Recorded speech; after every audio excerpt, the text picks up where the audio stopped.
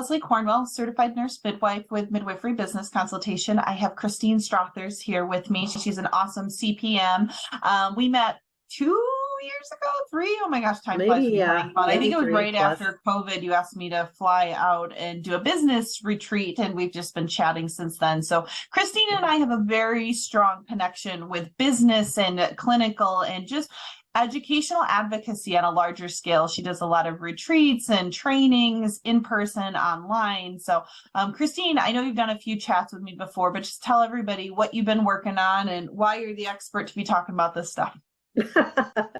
Yeah, so something I've actually been doing for a long time is organization called Carolina Birth Junkies. And we started off really just wanting to have we're in the Carolinas, and we wanted to have a midwifery retreat just to kind of get away. Someone we know had done a women's retreat, and we were like, oh, that sounds great, but we want to do it for midwives, and other birth workers. And so that's really how it started. We were trying to get this was back when MANA was first starting to get back into regional conferences, and we tried to get a MANA regional conference, and they didn't accept us, and we said, fine, we'll make our own. Mm-hmm. And that was great. And that was like 8 years ago. So every year, so it started with just the retreat. So we got together, we had to renew for NRP and so forth. And we wanted to just get people together and do some educational opportunities, but also do some fun things and some networking. And we were kind of like, okay, maybe this is just a one and done. We'll see how it goes. Well, about 2 hours into the retreat, we were like, okay, so we're doing it every year. This is great. Everyone loved it. And it was just a great opportunity to get together with midwives that we don't see a lot, but also to have some downtime.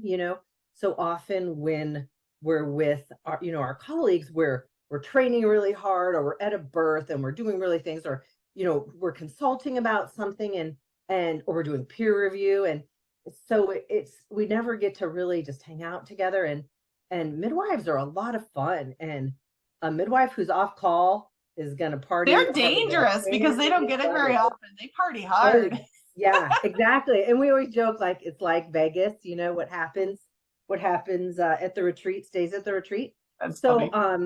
But we also do a lot. We really committed to having a lot of great speakers and to really kind of expand who's involved. So we really reached out to other state organizations and open it up for, doulas and childbirth educators and so forth. So we really had some great speakers and turnout. And this year, Leslie's going to be there. And, yeah, I'm so excited. We'll do some business chats and that's going to be great. And Adrienne Leeds, who is a friend, because she used to live in South Carolina and now she lives in Boulder. But she's coming out for it. Sister Morningstar is going to be there. Margie Wallace is going to be there. And we might get some more folks too. And then we actually are doing a pre-conference with Stuart Fishbein. So he's going to come and do a pre-conference with us. So it's a great event. Wonderful, wonderful speakers. And we just love it. Well, and I even stressed my jaw dropped when you sent me the registration paperwork. I was like, this includes food, lodging, and meal, and this is your conference rate. It is a great deal. If ladies are looking for that 1 or 2 places to have a retreat and have some fun this year, like this fall, what are the dates again? End of August. Yeah, it's August 24th through the 27th. So it's that last weekend in August. And it's in South Carolina, just close to the North South Carolina border. A place called Camp Canaan. It's great. It's a little island. It's the whole camp. The whole island is a camp in the Catawba River. So it's just lovely. So you really get to get back to nature and camping and fire and kumbaya. It'll be fun for midwives. Yeah. We have like massage therapists there and chiropractors. And so you can get all kinds of services and vendors and stuff. It's a big event for us. Cool. And so we love that. So that's a big event. And we've really evolved again from that just once yearly thing to now we do monthly workshops. So usually they're half a day to a full day, but we always have CUs for them. And it's just been a great way to keep the midwives, coming back for more and coming back for CEUs, and they can really count on that. But also there's a lot of networking that goes on during those times. And also I really encourage my students to come to the workshops, because why teach them twice when I can teach them once, Yeah. So I'm like, so shoulder to toe show we'll be covering at the workshop, so sign up, and I try to do a lot of them as hands-on workshops too. So the next one we have coming up is in March. It's in March, May the 15th. It's estimated blood loss, which is such an important workshop to do, and such a great hands-on workshop, because that's something, you can read about it plenty, but well, and it's a lost art, just like with Leopold's in the hospital, because everything is QBL in the hospital. Like the average practitioner cannot tell a position of a baby without an ultrasound machine, and cannot estimate blood loss anymore, because the technology is doing it for them. They just don't do it. They have their plastic bag, and if it doesn't fall into that bag, no one has any idea that estimated fetal weights. I mean, our hands, we have to do more trainings of the hands and the true calling, like not implementing all this more and more technology into our midwifery care. And community-based midwives are very good at that. I mean, they don't have an ultrasound machine down the hallway. They don't have a bag. They are much better. Like, it would piss people off when I would be at the hospital and I could be pretty darn close within 50 cc's of, I can tell you what that's going to end up on that scale, or I can estimate the fetal weight. I can do a lot of things that the average practitioner in the hospital can't, because I've been blessed with that community-based skills that they just, if you don't use it, you lose it. Right, definitely. And we know, that's a gap. That estimated blood loss is a real gap in knowledge, and I think it really kind of scares students straight to be in and be like, I was way off on that, right?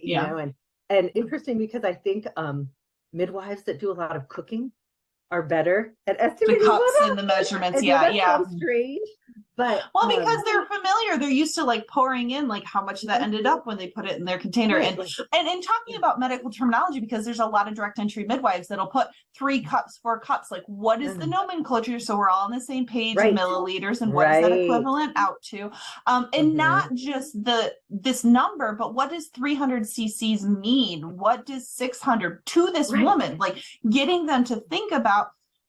One person could give a liter and be totally fine. Another person, because she's anemic, cannot have more than 500-600 loss. So it's about the assessment and the vital signs, and not just this number. And you treat everybody the same because she lost 1,500, she lost 1,200, she lost 500. Everybody gets the exact same, because that's what happens in the hospital system. Unfortunately, it's not based on your individualized situation. She comes in at a hemoglobin 14. It's a very different conversation than a hemoglobin 8 starting out.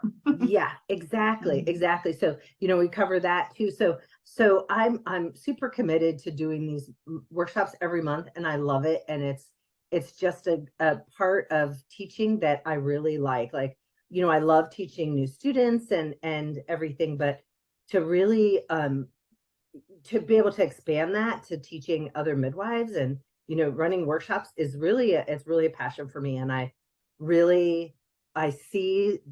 can tell the difference in practice with midwives that regularly come to refresher workshops. And we do like NRP refresher. We get Karen Strange on FaceTime, and she walks us through things, and we do a lot of review, and we do hands-on practice. So we're really doing a lot of that, and you see the difference. You do. I see the difference in how people. You want the quality of the community to go up, not just you and the students you're training. Like, if you are going to back each other up, and like, we need to grow as a whole, this abundance mindset that midwifery is only as strong as the weakest link, and always as strong as, because we want better outcomes. And so it's so amazing you're doing that. And it tells, because some people are like, I want to be a midwife, do my own thing, but you have a calling and a strength to teach, and you love teaching. Tell us a little bit about the birth pool. That one's a very interesting concept. I love that program you've started. Yeah. So we really this kind of grew out of just a real need for us to have some, again, the camaraderie, and to really work together. And I with my midwifery school, when some of those students graduated and became midwives, they still wanted, they wanted other midwives to work with them and everything. And we had this whole crop of new students, and we really wanted to really support them and to support each other. And they all have their strengths. Everyone comes into midwifery with a whole history of things that they really know a lot about or that are really important to them. And I was really lucky that my first crop of students all had all kinds of background in birth work and in different ways. And so we decided that really the way to make things successful in our area was to have this birth pool. And I credit my husband with coming up with that name. I think it's really fun. But so we actually have 4 full-time and 2 part-time midwives in the pool. And then we have probably 12 assistants. So we have a lot of assistants, and some of them are students as well. So what we do, we just have organized it to that we can help each other out. So if it's a real straightforward birth, we see coming, it's her 3rd baby, she's already had a home birth, we know she's got a single head down baby, like maybe we just take an assistant. But if it's something more complicated, we'll have 2 midwives and an assistant kind of thing. So, but we worked out all the fee structure and so forth. And we also cover for each other a lot. This past weekend, oh my gosh, seems long ago. It was just this past weekend. One of the midwives, her son was in the state wrestling championship, and he's a senior, and she's like, I have to go. I'm like, yeah, you do have to go. And don't even think about it. Like, if someone goes into labor, we're handling it. Like, don't even worry about it. And I think we really all, it works for us too, because we really look at things a lot more cooperatively, right? Like, I know these guys are great. They are great midwives. If any of them went to a birth for me, they would do a great job, and I think we really trust each other and are not at all like, oh, they're going to try to take my client, or, there's none of that scarcity versus abundance mindset. We've got to get past that. Yeah. And, we've talked about it many times. I just hate that. I hate it. I hate the competition. It hurts everyone. Yeah. Well, I coined Madeline Murray's, when we had our last interview, when she gave the example of the downtown restaurant and the diversity. I love that. I use it all the time now when I talk to people. So Madeline has given me a very, because it's true. Like, people, you don't care what, there's 20 restaurants and you have your style and your flair and you go because of choices. And now it's creating everybody awareness, and they're going to drive a distance because, so we got to get past this. I'm the best and I'm the best for everybody. And I was like, no, you're not. Like, we are not the best for everybody. Yeah. It's so true. And just, but also that trust factor is so huge. And also that, someone's got your back, right? So, and two, if there's something going on, that they're like, I don't know, I've never seen this, they have someone they can call. Like, they can call me and be like, can I put you on FaceTime? Yeah. Can you look at this? Give me your perspective. Brainstorm this with me. I'm tired. I've been up since 2 in the morning and I'm just trying to figure this out. Yeah. It's like, we want everyone to have a calm, focused, well-rested midwife. And whatever that looks like is what we're going to do. And I think that is really, a lot of people really love that. And I think people sometimes when they start off are like, oh, but I really, really want you to be at my birth. And I'm like, I know you think that. And, I'm going to do my best, but also. Yeah, we got to be realistic of human beings. Like, we're not invincible. We do get sick. We do have a slip and fall. We do have kids and other responsibilities that we need to keep them happy too. We don't need all these. There's too many midwives from the past generation that their high divorce rate and their kids don't like them when they're older. Like, we give everything and our families suffer for it. And we've got to shift that. Just don't do that. And two, it was interesting because when we first were starting to talk about this and everything, one of the senior students said, here's the other thing that we forget sometimes is, our clients love us and they want us to be happy. And, they don't expect us to just give up our whole life for this. Well, and if you burn out in 4 years, you don't do any good. You can't create a legacy. You can't serve the community better. When you sprint, you're going to run out of energy versus this is a marathon and you need to be slow and steady wins the race. Like if you serve all these people and then you're short, you switch gears and you don't practice anymore, you are not doing the greater good and yourself. Yeah. Right. Exactly. And I think that is something that we really everyone agrees on it. And granted, there are people that we have not invited to be in the birth pool, and they may or may not know about it and whatever, but it has to be people that really have that mindset and that are willing to in a very give and take and compromise and support the greater good. Right. And so we've been really structured about it. Like, we have contracts among the midwives, we have contracts with the birth assistants. We do regular birth assistant training to kind of make sure they know like what we expect. And then we have centralized calendars for on-call planning, and it's all self-scheduled. And people are like, well, how many shifts do I have to sign up for, like on-call shifts? And I'm like, 0, 30, up to you, 100% up to you. And so I think that is the kind of flexibility people are a little surprised about, but it's worked great. It's really worked great for us. And I'm going on a cruise next week. Oh, so pumped about it. I feel so at peace about everything. Your coverage, your ladies are in good hands, whether someone delivers when you're gone, it's a big shift because too many people feel guilt. They feel, oh my gosh, I hope, like they're checking their phone and they're checking their email. Did she deliver while I was on vacation? I'm like, you never let go of your practice when you went on vacation. And that's not real vacation. That doesn't really renew you the way you need to. And, we worked so hard and we're so on all the time, think how I don't even want to think about how often I look at my phone or how often I'm, interacting with a client or about a client or whatever. It's all the time. And if you don't really, really take a break from that and focus on nothing, on being in the something ocean outside of midwifery, hobbies and life and who you are and like an identity you have outside of being the midwife. Yes. Yeah, it's so true. And I think it also allows for people that need a little bit slower pace, right? They want to go to births. They want to be, in the community. They have a lot to offer. They have a lot of skills to offer. It allows them a place where they can still be part of a group without committing to, I'm going to take 4 clients a month and I'm going to be on call all the time forever and ever. I have to take off 5 weeks to do a vacation. I hear that in the budget planning with consulting clients all the time. They're like, I'm taking off 2 months every year. And I'm like, but think of the financial repercussion and then the ladies you can't serve because you want a break here and there. And that's the only time you're going to take a vacation. You're going to work your butt off for 10 months, but then you're going to take 2 months off. Like, that's not going to rejuvenate you. Yeah.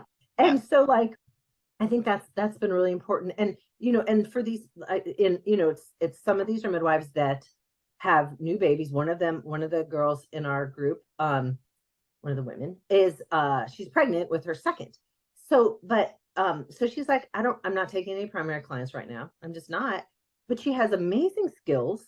She was an instructor. She has great skills and great services to offer the group. Right? Yeah, she could back up. She could be part of the resources. She could help with training. She could keep up with her skills. So when she's ready to get back to it, even the benefits to go ahead. I was going to say things like suturing. She's great at suturing because she's doing a lot, so which is especially for these younger midwives, like, they'll try it, but they sure would rather someone more experienced to help them out. And you don't do it very often in the home birth setting, which has its goods and bads. So when you need it, it's kind of like, I'm kind of putting it together, but this is a little complex and it's not time sensitive. You can call and say, hey, do you mind helping me with this repair? She's not bleeding. I'm going to be here for a couple hours. Can you come help me out? Like, exactly. Yeah. And versus an unnecessary transfer. Yeah. Right. Oh, that's the worst. Yeah. That's the worst. And so, and we have all the fees are set for those things. So, if you call so-and-so, it's going to be this X amount of rate. Everybody agreed upon it. You know what you're going to get. You're not talking money when you just need to do the care. Yes, it's really worked out great. We're so happy with it. And, like right now we're talking about, okay, like maybe we need to expand a little bit and let some more people into the pool in order to kind of serve a wider area, but also so that we aren't on call for each other all the time, right? We're filling in, we're using our birth assistants, that kind of thing. So really our goal was to like bring up some excellent birth assistants and really and you're doing the next generation. I mean, Madeline and I talked about it often. Just if you're giving that paradigm shift of this is what midwifery looks like versus the students are burning out and you're creating this vicious fight or flight adrenaline, like you're teaching the next generation of midwives of what's possible and how you can be great midwives with a different structure than just being on call all the time. You're burnt out. You're thankful that they actually took you as a clinical site, even though you don't like this person, but you just need to get your clinicals. Now you've got wonderful people and you've got an immense amount of abundance of knowledge and skills to learn from. And the next generation of midwives are going to grow and expand that as well. Yeah, exactly. I think it's such a great example to set for these new students. And, I think, and Madeline, I know, talked about this a lot with her, when she was a student, when she was in apprenticeship, how people were like, oh, no, that's just how midwifery is. And I'm like, no, it's actually not. That's something we've imposed upon ourselves and our students and everything by being like, no, you have to be at everything. You have to be at every prenatal. You have to be at every birth, even though you have a 4-week-old, or, just ridiculous expectations that are not kind. And really, and if you choose to be that type of midwife, that's your choice, but not feeling guilt that's not, there's so many structures of how midwives are set up and be. So I'm trying to remember, we were talking about just the next generation, and yes, we need to have a paradigm shift. We need to be good moms and midwives and get past this identity that to be a good midwife, you have to give everything and self-sacrifice and family sacrifice and hobbies and vacations. Like it's a pain point for me. And that story of just my burnout and my private practice and the dark places that midwives can go into because we just feel we put unrealistic expectations on ourselves because of what's ingrained in this mythical utopia midwife. Yeah, exactly. And I think in the end, we're not our best midwife selves. If we're unhappy, if things are not going well with our relationships, with our families, if we are, burnt out mentally, if we're, and there are a fair few of us who have physical problems just related to stress and not sleeping. Oh yeah, diabetes, cancers, hypertension. I mean, there was a couple sad stories of midwives that had died because of sleep deprivation driving home from, I mean, these are serious things. Like we need to make a different direction and shift in self-care. So I love that you're doing a retreat and that we need more retreats like this all over the country and that midwives need to see the value in it. They need to financially budget for it. They need to get their own co-ops together so they can go to things, not just vacations for fun, but also network at these great events across the country. And too, it's kind of one of the funnest things about the retreat is seeing what midwives do when they're not being midwives.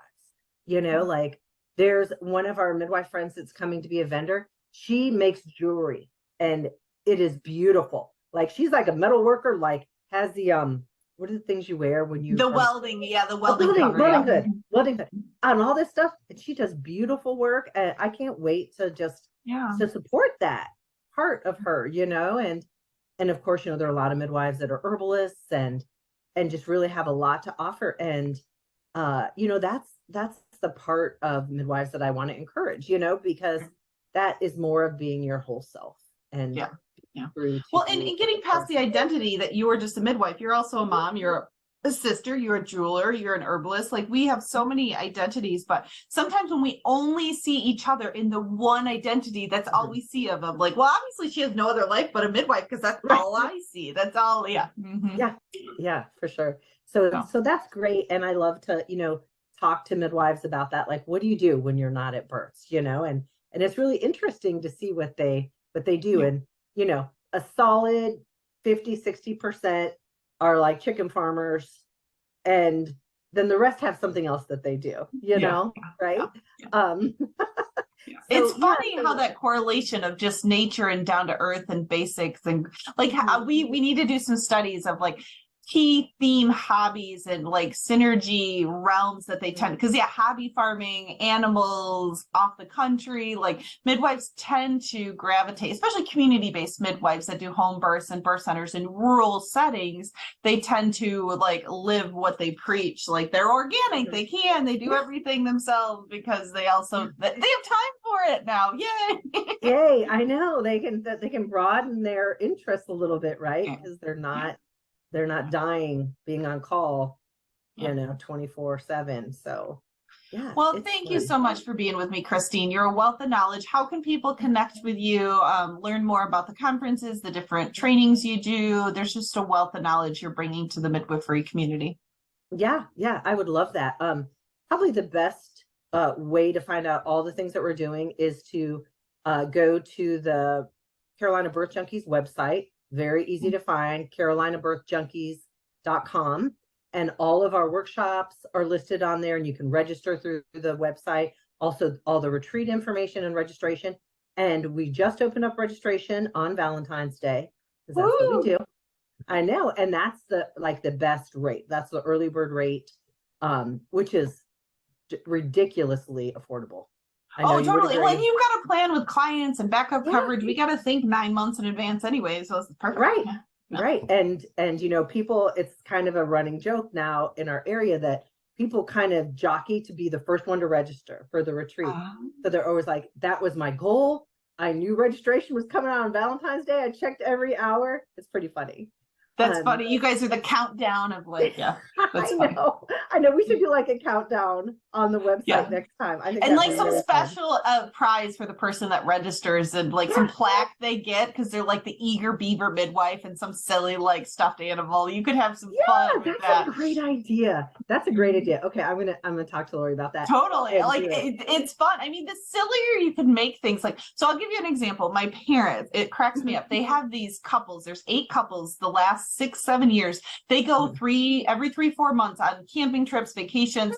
They make the goofiest games to pick out rooms at the big Airbnb they've got like punch, like they did the Prices Right. They got together for pizza and they punched out who got, like, they had you could make the silliest things so it's like the whole experience every step of the way. It's not just the retreat, but just like, so you can have a lot of fun. Yeah, exactly. And that's really fun. I think that's where the most fun comes in, is just doing those silly things. And we one of my good midwife friends, Brooke, she is always in charge of games. And last year we did Never Have I Ever, the birth version. That was quite entertaining. Well, and it gets you to feel like I'm not so alone. Like, oh, you're embarrassed to tell this, but then half the people are like, yep, that's happened to me too. Exactly. So that was a really fun time. So we've had some really fun things that we do, and just, icebreakers. And I think it's wonderful too that people come and share their skills. Like, like you were saying, you're going to do and we always have a raffle, so to be able to go there and offer services is going to be great. And we were brainstorming like a dinner, like an exclusive dinner. Like we could brainstorm, somebody comes and we get a few of the midwives. Like we could do anything. Like I'm like, I'm there. What can I do to help? What can we do to make this to the next level? So yes, I'm very excited about this retreat, and I will definitely be there. I've already signed up. I put my stuff in. So I'd love to see lots and lots of midwives where you can't fit them all. We have a problem of a waiting list. That'd be awesome to see. I know. We're gonna have to pitch tents or something. Love it. I'll stay in a tent. So cool. Well, I can't wait to see you in a few months, Christine. And let me know if there's anything you need, but you're definitely a blessing to the greater midwives. So thank you. Oh, thanks. Talk to you soon. Bye-bye. Bye.